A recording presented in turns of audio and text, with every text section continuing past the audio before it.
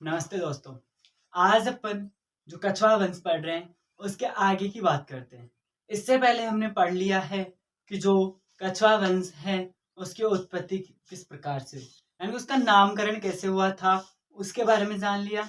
इसके बाद में हमने पढ़ा कि पहला राजा जो संस्थापक था कछवा वंश का वो दूले राय या उसको क्या बोलते हैं तेजकरण भी कहते हैं, उसके बारे में पढ़ लिया। उनकी राजधानियों के बारे में पढ़ लिया। इसके बाद में हमने पढ़ा कुल देवी जो उनकी जमुआई माता है उसके बारे में पढ़ लिया कि जमुआई माता का मंदिर रामगढ़ में तेजकरण दूल्हे राय ने क्या करा था, बनाया था। इसके बाद में आगे की बात की है हम तो आगे आया कोकिल देव। कोकिल देव ने क्या किया था कि 1207 ईस्वी में जो आमेर है वहां की मीणाओं को पराजित करके आमेर को अपनी राजधानी बना लेता है। इसके बाद में हमने देखा कि जो हमारे अगले राजा होते हैं रामदेव। रामदेव ने क्या किया, कदमी महलों का निर्माण करवाया। कदमी महलों में क्या किया जाता था, जो भी इस वंश के क्या हुए आगे आने वाले राजा हुए शासक हुए उनका राज तिलक कदमी महल के अंदर ही होगा और वो भी किसके द्वारा किया जाएगा, मीणाओं के द्वारा किया जाएगा। इसके बाद में हमने पढ़ा था पृथ्वीराज कछवा है। पृथ्वीराज कछवा वह शासक था जिसने क्या किया था, राणा सांगा का खानवा के युद्ध में सहयोग किया। यानी कि जब खानवा का युद्ध हुआ था बाबर और राणा सांगा के मध्य, तो उस युद्ध में आमेर का शासक पृथ्वीराज कछवा क्या करता है, सहयोग करता है, सहायता प्रदान करता है। इस चीज की बात कर लिए। इसके अलावा क्या किया था पृथ्वीराज कछवा ने अपने 12 पुत्रों के मध्य जो शासन है उसका क्या कर दिया, विभाजन कर दिया। यानी कि 12 भागों में किसको बांट दिया, आमेर को बांट दिया। तो उसको क्या किस नाम से जाना गया, बाद में 12 कोठड़ी के नाम से जाना गया। और वेरी इंपॉर्टेंट बात आती है इसके बाद में कि जो रामानंदी संप्रदाय है, रामानुज संप्रदाय है हमारा, उसके संत वे कृष्ण दास बिहारी हुए। उन्होंने क्या किया था, इनके शासन काल के अंदर ही जो गलता जी हैं वहां रामानंदी संप्रदाय की क्या की थी, स्थापना की थी। एक हमारे सिक्कर जो रेवासा है वहां अग्रदास जी के द्वारा रामानंद संप्रदाय की क्या की जाती है, स्थापना की जाती है। वो खंड पीठ है, यहाँ क्या है आमेर में गलता में प्रधान पीठ है किसकी, रामानुज संप्रदाय की। ये बात हो गई थी पूरी अपनी। यहां तक हमने पढ़ लिया कि कछवा शासकों के बारे में। इसके बाद में आता है अपना अगला शासक है भारमल। अब भारमल के बारे में पढ़ते हैं कि भारमल ने क्या किया। यहां तक क्या मुगलों का कोई भी संबंध स्थापित नहीं हुआ।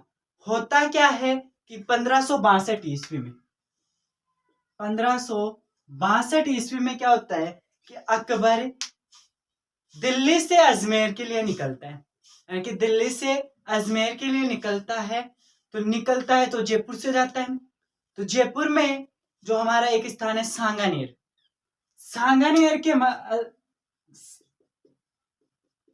सांगानेर सांगानेर में क्या होती है, भारमल की और अकबर की मुलाकात होती है।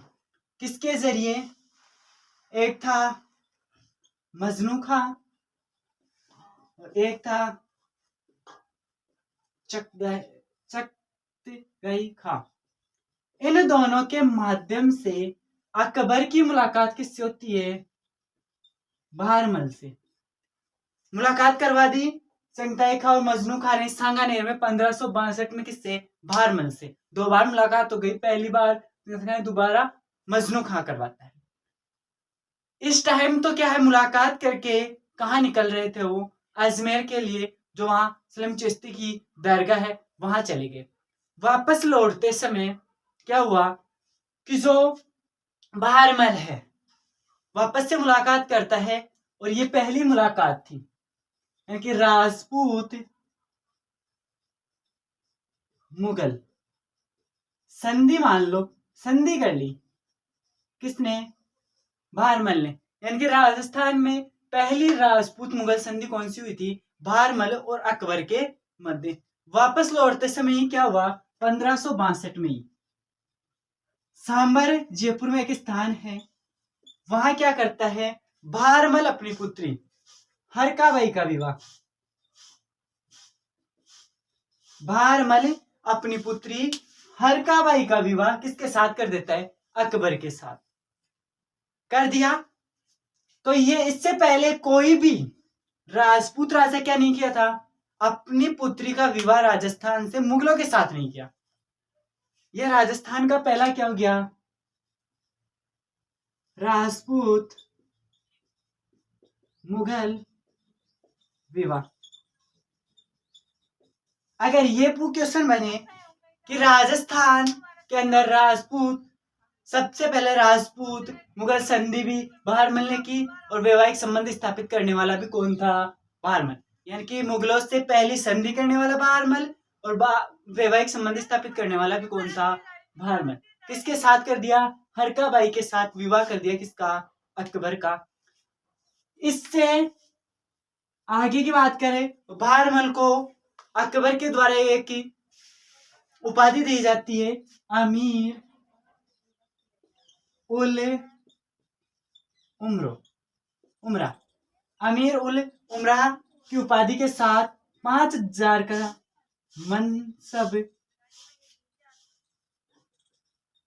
मनसबदारी दिया। ये एक श्रेणी थी, यानी कि प्रथम श्रेणी के सैनिक, द्वितीय श्रेणी के और तृतीय श्रेणी के सैनिक। तो क्या कर दिया, 5000 मनसबदारी किसको दी जाती है, बहारमल को देता है, क्योंकि क्या हो गई थी, अब संधि हो गई, और कौन सी उपाधि दी जाती है, अमीर उल उमरा की उपाधि से सम्मानित किया जाता है।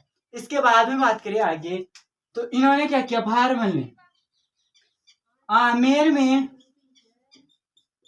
जामा मस्जिद, बहारमल ने क्या किया, आमेर में किसका निर्माण करवा दिया, जामा मस्जिद का निर्माण करवाता है। यह हमारा कौन था, बहारमल था। इसके बाद में अगली क्लास में अपन जो हमारे भगवान दास होंगे उनके बारे में पढ़ेंगे। अब बात करें हरका भाई और जो अकबर का विवाह हो गया, तो इनसे एक पुत्र उत्पन्न होता है, वो कौन हुआ, जहांगीर। इसको क्या बोला जाता है, सलीम। सलीम कोई क्या, जहांगीर। इन दोनों से आगे मुगल बादशाह तो ये बनता है, और इधर क्या होता है, भगवान दास बनता है। लेकिन भगवान दास भी किसके समय में शासन करता है, अकबर के समय में ही शासन करता है, ना कि जहांगीर का समय आता है। ये बहारमल था जो राजस्थान में पहला संधि, मुगलों के साथ पहली संधि और वैवाहिक संबंध स्थापित करने वाला राजा था। इसके बाद में बहारमल पढ़ते हैं।